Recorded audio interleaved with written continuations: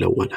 إن أردنا أن نستشعر العدم أغمضنا أعيننا لنرى السواد ونظن أنه لا شيء، لكننا في الحقيقة نرى اللون الأسود الذي لا يستطيع من ولد كفيفا أن يراه. علينا أن نحمد الله في كل الجزئيات، حتى السواد الذي نراه عندما نغمض أعيننا قد يكون نعمة يفتقدها آخرون.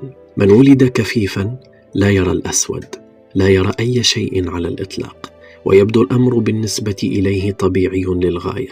هم لم يجربوا الرؤية وعقولهم لا تعالج الألوان.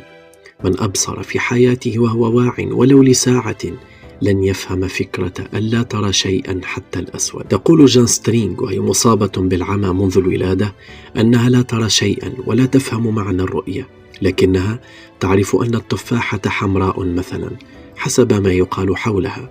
فعندما يقول أحدهم أن هنالك شخص يرتدي قميصا